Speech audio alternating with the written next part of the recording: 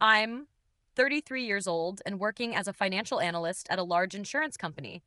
Been crunching numbers and building spreadsheets for about 9 years now in this industry. My name is Grant, and I live in a condo about 15 minutes from the office downtown. Got a solid routine going with work and gym, and weekends with my girlfriend Naomi.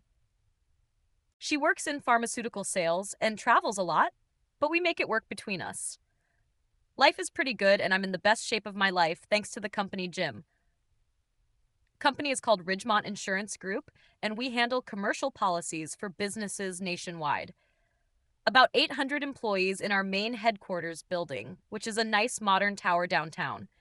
The building has everything, including a cafeteria and coffee bar, and most importantly, a full gym. The gym is on the third floor, and it is actually really impressive for a corporate facility. Full weight room with squat racks and benches, plus cardio machines and a yoga studio space. Even has locker rooms with showers, so you can work out at lunch and clean up after.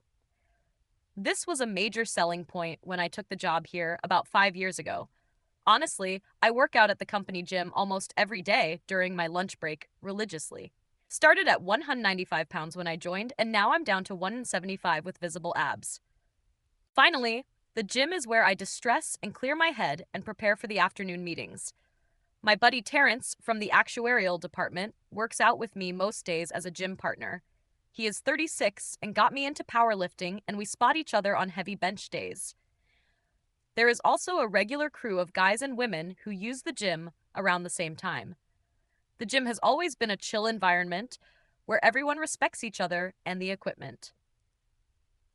People wipe down machines and re-rack weights and do not hog equipment during busy hours. There is an unwritten code of conduct that everyone follows without needing official rules posted. Women use the space freely, and I have never seen anyone harass or bother them ever. Sometimes people chat between sets, but mostly everyone is focused on their own workouts, quietly. It is one of the few places in the corporate world where hierarchy disappears completely. Honestly, my department is run by a guy named Douglas who has been with the company for 20 years. He is in his late 50s and knows insurance inside and out like the back of his hand. Very reasonable manager who cares about results and does not micromanage the day-to-day stuff. Lets me structure my own schedule as long as I hit my deadlines and deliverables on time. He actually encouraged me to use the gym because he says healthy employees are productive employees. The kind of boss who leads by example and treats everyone fairly, regardless of their background. The company culture overall has always been pretty straightforward and professional in my experience. People work hard and collaborate well, and there is not much drama or political nonsense happening. The CEO is a woman named Patricia Thornton, who has been running the company for about 8 years. She came up through the underwriting side and knows the business operations extremely well. Very competent leader who focuses on growth and profitability and employee satisfaction metrics. Under her leadership, the company has expanded significantly, and employee benefits have gotten better. February rolls around, and we get an email announcing changes to the Human Resources Department. The previous HR director retired after 30 years, and they have hired a replacement externally. Her name is Wanda Kirsch, and she comes from some consulting background focused on workplace equity.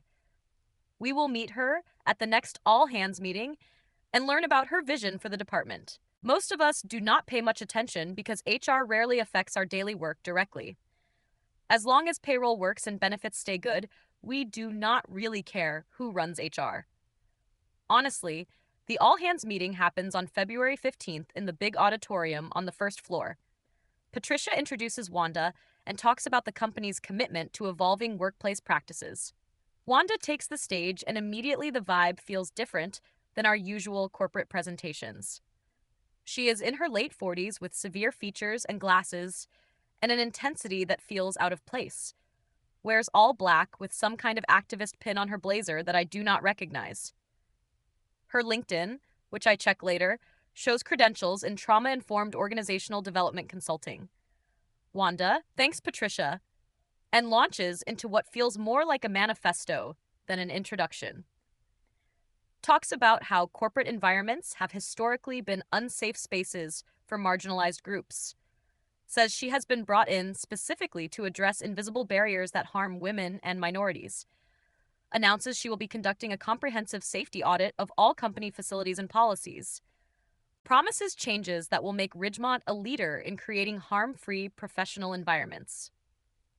I look at Terrence and he raises an eyebrow, but we both shrug and figure it will blow over. The first month under Wanda is relatively quiet as she conducts her audit across the company. She sends surveys asking employees about their experiences with safety and comfort in various spaces. I fill mine out honestly, saying I have never witnessed harassment or felt unsafe at work anywhere. The gym section asks specifically if I have ever felt intimidated by others while working out. I answer no, because I have not, and everyone at the gym has always been respectful to me. Submit the survey and forget about it, because I have actual work to do for clients. March brings the results of the safety audit and another all-hands meeting to discuss findings. Wanda presents data showing that 12% of female employees reported feeling uncomfortable in certain spaces. She highlights the gym specifically as an area of concern based on survey responses received. Says women reported feeling watched and intimidated by male presence during workout sessions. Says the current co-ed environment creates inherent power imbalances that discourage women from exercising. Announces she is forming a task force to develop solutions for creating a safer gym environment. I am confused because I have never seen anyone act inappropriately at the gym in 5 years. The women who work out there seem perfectly comfortable, and several of them are serious lifters. There is a woman named Francine from legal who deadlifts more than most guys in the building. Another woman named Daphne from marketing runs on the treadmill every day and seems totally fine. I have no idea who these uncomfortable women are or what specifically made them feel that way. Terrence leans over and whispers that this feels like a solution, looking for a problem, honestly. The task force meets for several weeks, and we hear nothing about what they are discussing. Then in early April, Wanda sends a company-wide email announcing new gym policies effective immediately. I open the email expecting maybe some new rules about equipment usage or scheduling guidelines. Instead, I find myself reading something that makes my jaw drop open in complete disbelief. The email announces that the gym will now operate on a gender-segregated schedule for safety. Certain hours will be designated as women only to create a safe space for feminine wellness. I scroll down to see the actual schedule, and my stomach drops through the floor completely. Women-only hours are 6 a.m. to 9 a.m. and 11 a.m. to 2 p.m. and 4 p.m. to 7 p.m. Monday through Friday. These are literally all the prime workout times that working professionals would actually use. The remaining hours for open access are 9 a.m. to 11 a.m. and 2 p.m. to 4 p.m. and after 7 p.m. So men can use the gym for 4 hours during the workday when most people are in meetings. Or we can work out after 7 p.m. when most people are trying to get home to their families. I immediately walk over to Taryn's desk and ask if he saw the email that just came through. He is staring at his screen with an expression of complete disbelief and frustration showing. "Bro, my lunch break is from 12 to 1, which is now women only," he says with obvious anger. I work out at noon too, which means I am completely locked out of my regular routine now.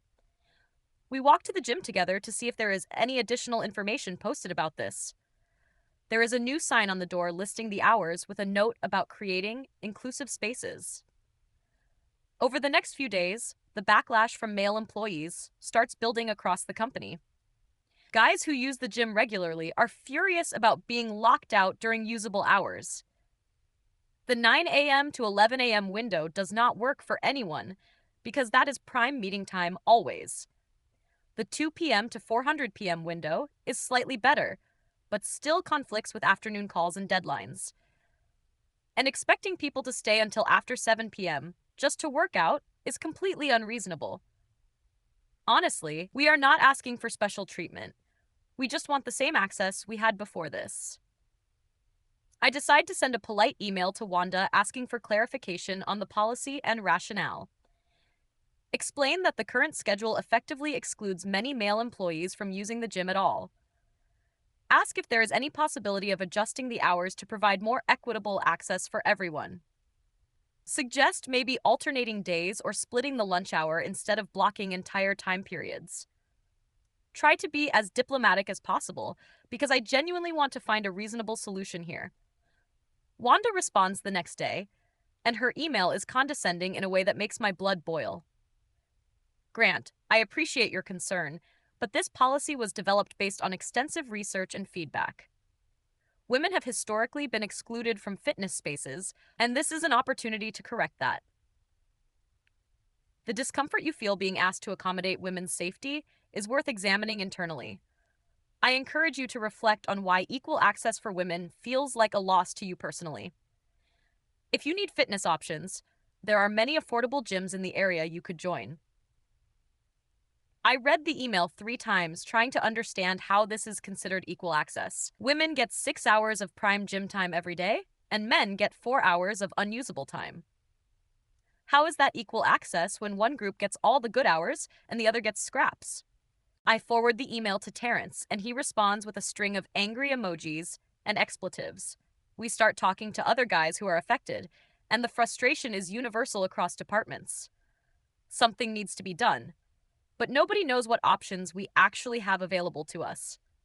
The first week of the new policy is chaos, as men try to cram into the limited windows. The 9 a.m. to 11 a.m. slot is basically empty because everyone has meetings during that time. The 2 p.m. to 400 p.m. slot is overcrowded with guys rushing to get a workout in between calls. Equipment that never had wait times now has lines of frustrated people standing around. The quality of workouts drops dramatically because nobody can follow a proper program anymore. And the after 700 p.m. option is being used by almost nobody because people have lives outside work. I try the 2 p.m. slot for a week, and it is miserable compared to my old lunch routine. Spend half my time waiting for equipment and rush through exercises to get back to my desk. My stress levels are actually increasing instead of decreasing because the gym is not helping anymore. I notice the same frustration on the faces of all the other guys crammed into this tiny window. We are all watching the clock and competing for equipment. And it is the opposite of relaxing. This policy that was supposed to help people is actively making the gym experience worse for everyone. Terrence tells me he is just going to join the commercial gym down the street instead. Says it is not worth the hassle of trying to use the company gym under these restrictions. I consider doing the same, but something about it feels like giving up too easily. We are being forced out of a benefit that is part of our compensation package. Essentially, the gym was a selling point for working here and now. It is being taken away from half the employees. I decide to push back instead of just accepting the situation as the new normal. I send another email to Wanda this time with a more formal tone requesting a meeting. Explain that the current policy is creating significant hardship for many male employees. Request an opportunity to discuss alternative arrangements that could address safety concerns equitably. Say that I have spoken with other affected employees and we would like to present some proposals. Try to frame it as collaborative problem solving rather than confrontation or complaint making. She responds that she appreciates my continued engagement, but the policy is final and not negotiable. I escalate by sending an email to my manager, Douglas, explaining the situation and asking for guidance. He responds quickly and says he has already heard complaints from other people on the team. Says he raised the issue with his own management, but was told the policy has executive support. Apparently, Wanda convinced Patricia that the gym policy was necessary for legal compliance reasons. Something about creating a safe environment to avoid potential harassment liability for the company. Douglas says his hands are tied, but suggests documenting everything in case it becomes relevant later. That phrase, documenting everything, sticks with me, and I decide to take it seriously. Start keeping a log of all the ways this policy is affecting me and other male employees. Record the dates and times I attempted to use the gym and was turned away or unable to access. Record conversations with other affected employees about the impact on their fitness and stress levels. Record the emails I have sent and the responses I have received from Wanda and others. Something about this feels wrong on a fundamental level, and I want a record of what happened. 2 weeks into the policy, I get a text from a guy named Arthur who works in IT support. He says he heard I was pushing back on the gym policy and asks if we can talk privately. We meet in a conference room, and he tells me he has been researching the legal aspects of this. Says gender-segregated access to employee benefits may violate Title VII of the Civil Rights Act. The law prohibits discrimination based on sex in the terms and conditions of employment. Employee benefits like a gym are considered part of compensation and must be provided equally. Arthur says he is not a lawyer, but his sister is, and he ran the situation by her last week. She said this policy is legally questionable at best and blatantly discriminatory at worst. Suggested we contact the company's legal department to get their opinion on the matter. If the legal team was not consulted before implementing this, they might have concerns about liability. Companies get sued for discrimination all the time, and this seems like an obvious case to him. He asks if I would be willing to join him in raising the issue through official channels. I tell Arthur I am on board, and we should figure out the best way to approach this. We spend an hour drafting a formal written complaint to submit to the legal department. The complaint outlines the policy and its disparate impact on male employees' access to benefits. It cites the relevant sections of Title VII and asks for a legal review of the policy, requests that the policy be suspended pending the outcome of the legal department's analysis. We both sign it, and Arthur adds 2 other guys from his department who wanted to join. We submit the complaint through the official company portal and wait to see what happens next.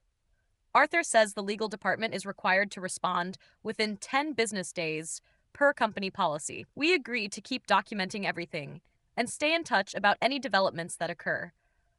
I tell Terrence about what we did, and he says he wishes he had thought of going to legal. Asks if he can add his name to the complaint, and I tell him to submit his own supporting statement.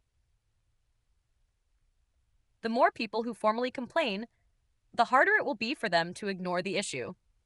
The next week is tense as we wait for a response from the legal department about our complaint. I keep going through the motions at work, but I am distracted thinking about what might happen. The gym policy is still in effect, and I have basically stopped trying to work out there at all. My stress levels are up, and my fitness is declining, and I am frustrated all the time. Now, Naomi notices the change in my mood and asks, "What is going on at work to cause this?" I explain the situation, and she is genuinely shocked that a company would do something so blatant. The response comes on day 8, and it is not from the legal department, but from Wanda directly. She sends me an email saying she is aware I filed a complaint regarding the gym policy. Says she is disappointed that I chose to escalate rather than engage in authentic dialogue. Says the complaint has been forwarded to legal, but she wanted to reach out personally first. Offers to meet with me to discuss my concerns and help me understand the policy better. The tone of the email feels threatening somehow, even though the words are technically professional. I forward the email to Arthur, and he says his sister warned him that retaliation often starts subtle. Says I should document this email and any other communications that feel like intimidation. Suggests I respond to Wanda politely declining the meeting until the legal review is complete.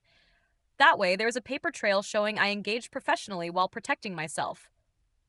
I send a brief response, thanking her for reaching out, but stating I prefer to wait for legal's input. She does not respond, and I do not know if that is good or bad, honestly. 3 days later, I get an email from someone in the legal department named Lawrence Kapor. He introduces himself as senior counsel and says he has reviewed my complaint and supporting documents.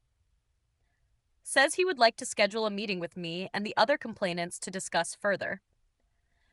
Says the meeting should happen as soon as possible given the nature of the issues raised. Asks for my availability this week and suggests we meet in the legal conference room on floor 12. I immediately respond with my availability and text Arthur to let him know something is happening. The meeting happens 2 days later, and Lawrence is joined by another attorney named Samantha Chen. They both have serious expressions and legal pads in front of them covered with notes already. Arthur and I are there, along with the two guys from IT who signed the original complaint. Terrence submitted a supporting statement, so he is also invited to attend the meeting today.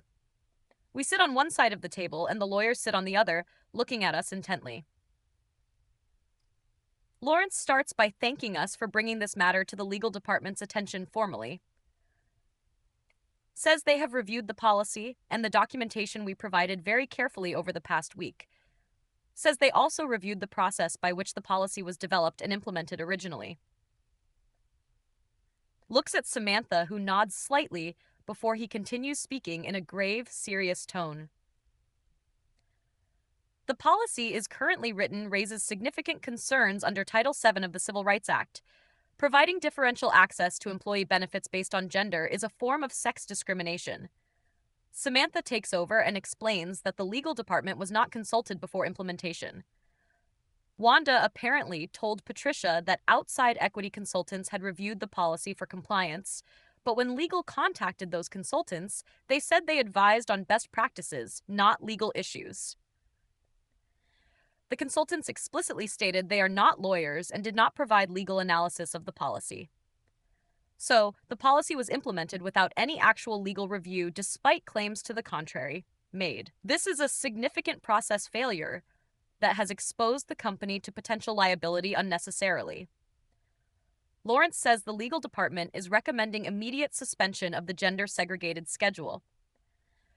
They will be presenting their findings to Patricia and the executive team later this afternoon. He expects the policy will be reversed within 24 to 48 hours based on the legal risk involved. In the meantime, he asks us to continue documenting any issues and to avoid discussing this publicly. Once the situation is resolved, they will follow up with us about any remedial measures needed. Thanks us again for having the courage to raise the issue through proper channels professionally. I leave the meeting feeling a mix of vindication and nervous anticipation about what happens next. Text Naomi to tell her something big is happening, and I will explain everything tonight at home. Terrence and I walk back to our desks in silence, because we do not know who might overhear. Arthur sends a message to our group chat saying his sister was right and the law actually worked. We agree to wait and see what happens over the next couple days before celebrating anything. The next morning, an email goes out from Patricia Thornan to the entire company with an important update. She announces that the gym policy implemented last month is being suspended, effective immediately. Says the legal department identified compliance concerns that require the policy to be reevaluated.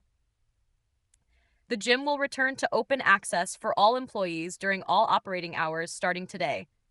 She apologizes for any inconvenience the policy may have caused and thanks employees for their patience. Says a full review will be conducted and any future policies will be properly vetted before implementation.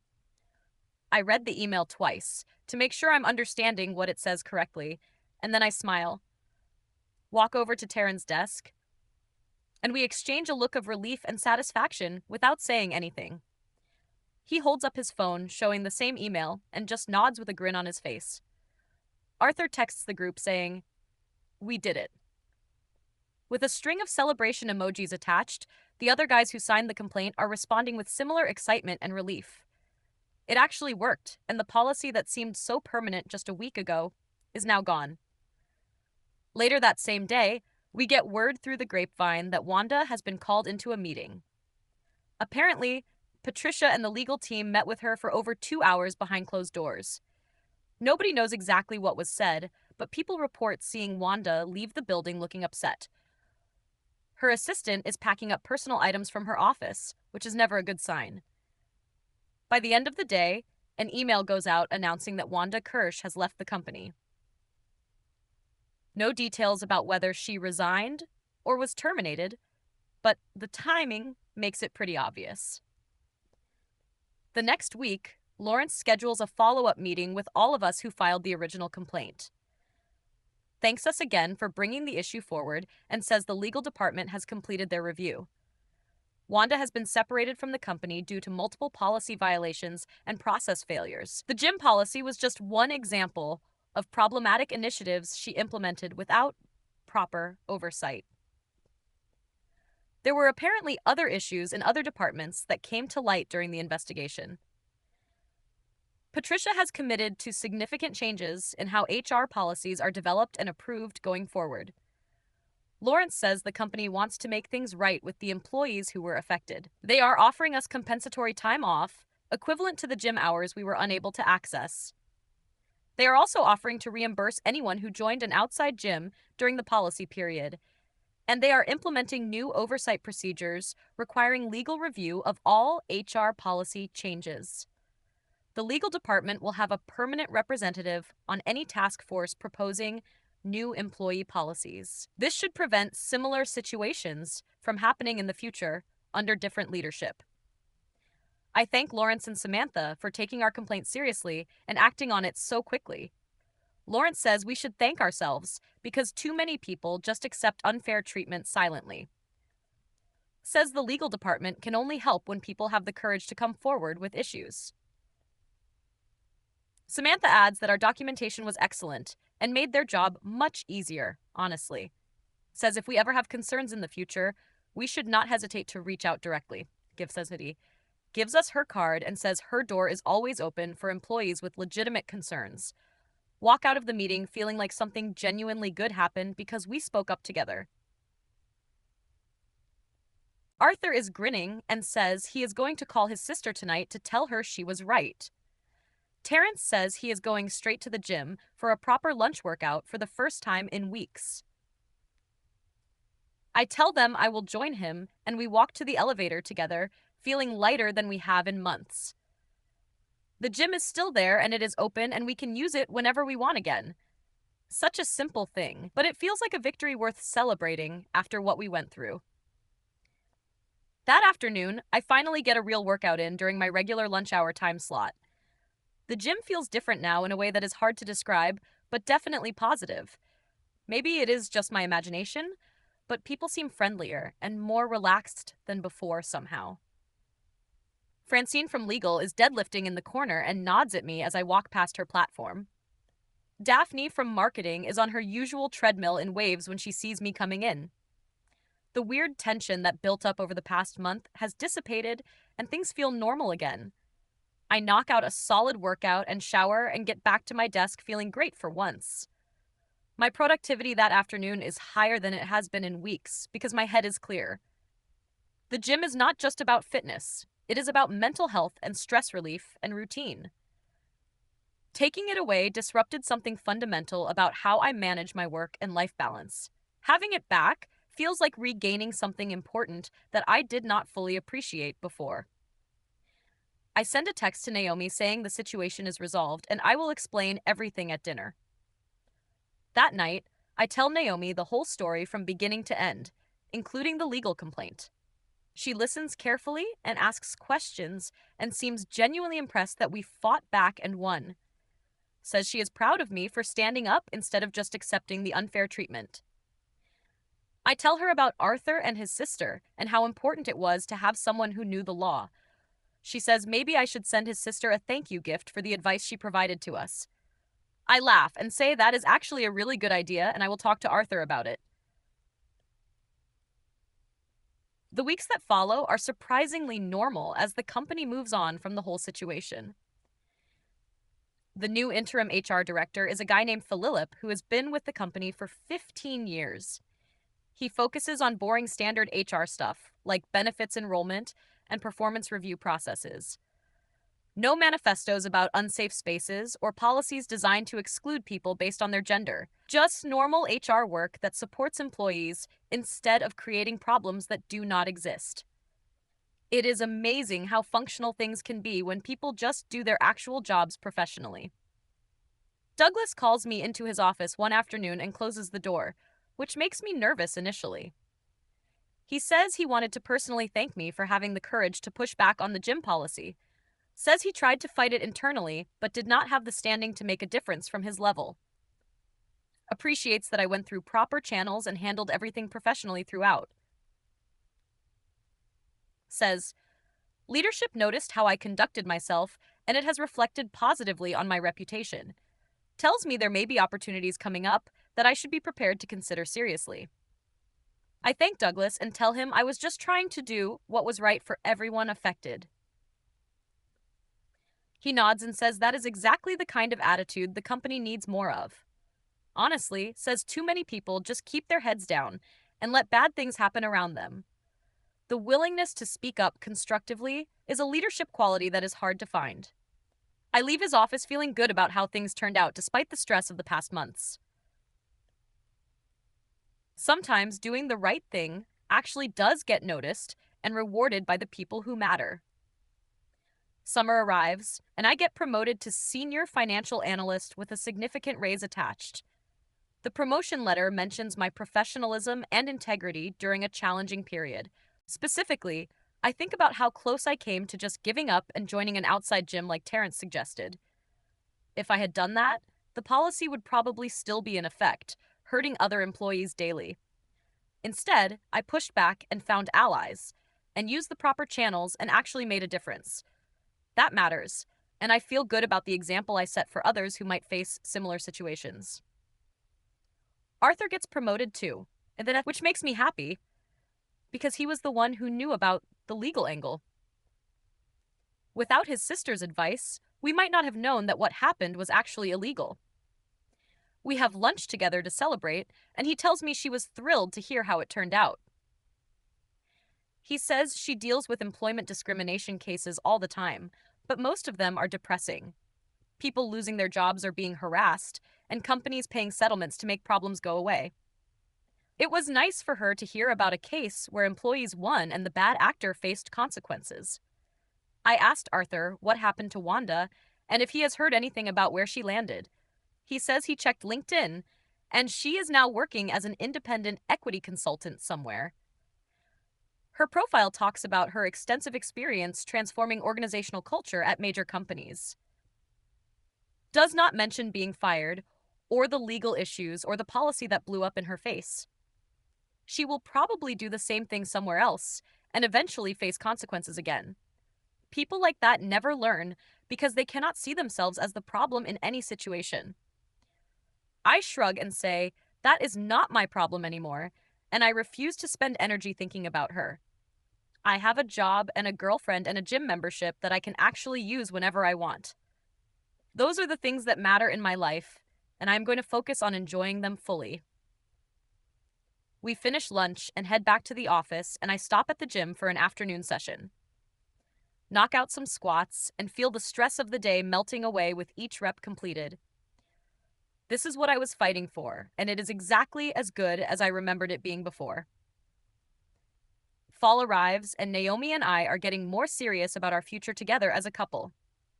We have been talking about moving in together and maybe getting engaged sometime next year. I want to be the kind of partner who stands up for what is right and protects our family. The experience with the gym policy taught me that you cannot just accept unfair treatment passively. You have to be willing to fight for yourself and the people you care about when it matters. And you have to trust that the truth will win if you present it clearly and professionally. One evening, I am at the gym doing some light cardio when Francine from legal walks over to chat. She says she heard through the grapevine that I was one of the people who filed the complaint. I confirmed that I was, and she thanks me for doing something about the situation that affected everyone. Says she was actually one of the women who used the gym during the women-only hours originally, but she never asked for the policy and was uncomfortable with how it was implemented from the start. The idea that she needed protection from her male colleagues felt patronizing and insulting to her. Francine says she considered filing a complaint herself, but was worried about being labeled difficult. Hearing that the policy was actually illegal and that people successfully challenged, it was vindicating. She says a lot of the women who work out regularly felt the same way about the whole situation. They did not want special treatment. They just wanted to exercise without being used as pawns. I tell her that means a lot to hear because I was not sure how women actually felt about the policy. She laughs and says, assuming all women supported it was probably part of Wanda's blind spot. Honestly, I think about that conversation a lot over the following days and what it means for situations like this.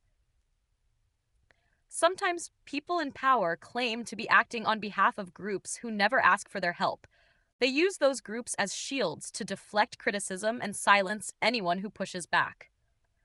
But the people they claim to represent often disagree with the policies being implemented in their name. The disconnect between what advocates say and what actual people want is something worth paying attention to. Real equity is not about giving advantages to one group. It is about treating everyone fairly. Winter arrives, and it has been almost a year since Wanda first announced the gym policy changes. I am in the best shape of my life again after a few rough months of disrupted training. Hitting the gym regularly during lunch and my stress levels are back to normal finally. The company culture has mostly recovered from the chaos, and things feel stable again overall. Philip, the interim HR director, was made permanent and continues to do boring, competent HR work. Patricia sent a company-wide message on the anniversary, acknowledging lessons learned from the past year. I get a text from Terrence saying, we should grab beers after work to celebrate surviving everything. We meet at the bar across from the office and order drinks and talk about how crazy the year was. He says he almost quit during the worst of it and was actively interviewing at other companies. I tell him I am glad he stayed because he is one of my best friends at work. Honestly, we toast to the gym being open and to Lawrence and Samantha for actually doing their jobs. And we toast to Arthur's sister, who gave us the legal knowledge we needed to fight back. Terrence asks what lesson I took from the whole experience. And I think about it for a moment. I tell him the main lesson is that you have to be willing to stand up when something is wrong. Keeping your head down and hoping problems go away just lets bad people get away with bad things. But you also have to be smart about how you fight and use the proper channels available. Documentation matters, and allies matter, and knowing the law matters when you are up against power. If we had just complained loudly without a strategy, we probably would have been ignored or retaliated against. He nods and says, the other lesson is that most people want to do the right thing if given a chance. The legal team did not know what was happening until we told them, and they acted immediately. Patricia reversed the policy as soon as she understood the legal risk to the company involved. Even Douglas tried to fight internally before we escalated through official channels outside his reach. The problem was Wanda having too much unchecked power and nobody questioning her decisions. Once the system worked the way it was supposed to, the problem got solved pretty quickly. Actually, I agree with that assessment and add that bad leaders often count on people being too scared to speak up. They use intimidation and guilt and ideology to silence anyone who questions their decisions. But their power is actually fragile because it depends on everyone going along with the program. The moment someone stands up and says this is wrong, the whole thing can start to unravel. You just have to be the person willing to take that first step and trust that others will follow. Easier said than done, but sometimes you have no choice if you want to keep your self-respect. We finish our drinks and head out into the cold night air, feeling good about everything. I go home to Naomi and we cook dinner together and talk about our plans for the holidays. Life is simple and good, and I'm grateful for everyone who helped me get through the difficult months. The gym is there waiting for me tomorrow at lunch, and I will use it without any restrictions. Such a small thing in the grand scheme of life, but it represents something much bigger. The principle that everyone deserves equal treatment and fair access regardless of their gender. My face when the feminist HR director thought she could ban men from the gym for safety, and the legal team showed her exactly why that was the dumbest decision she ever made professionally.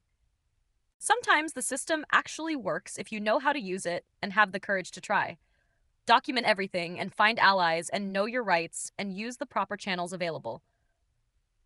The people who try to discriminate usually count on their victims being too scared to fight back. Show them that you are not scared and watch how fast their confidence disappears when consequences arrive. Happy ending for everyone except Wanda, who is probably making some other company miserable right now. But like I said, that is not my problem, and I am done thinking about her forever, honestly. Time to hit the gym tomorrow and enjoy the access that I fought for and won back legitimately. Going to squat heavy and bench heavy and feel good about standing up for what was right. The weights do not care about politics or ideology. They only respond to effort and consistency. Just like life, honestly. If you put in the work and do the right thing, good results usually follow. And that is my story about the time an HR director tried to take away our gym access, and we fought back through proper channels and won, and got her fired in the process. Moral of the story is, do not accept unfair treatment just because someone in power says you should. There are laws and lawyers and systems designed to protect you if you are willing to use them. All you have to do is document everything and find the right people and refuse to give up. You might be surprised how quickly things change when you show them you are not going to be pushed around. Going to bed tonight, grateful for my gym and my job and my girlfriend and my friends. Tomorrow is another day, and I'm going to make the most of it, like I always try to do. Life is good when you stand up for yourself and refuse to let anyone take what is yours. Remember that next time someone tries to tell you that discrimination is actually equity, it is not. And you do not have to accept it. And there are people who will help you fight back. Just have the courage to speak up and trust that the truth will win eventually. If this confession kept you hooked, make sure to subscribe, like, and share. We share powerful true stories every day that explore the complex realities of life.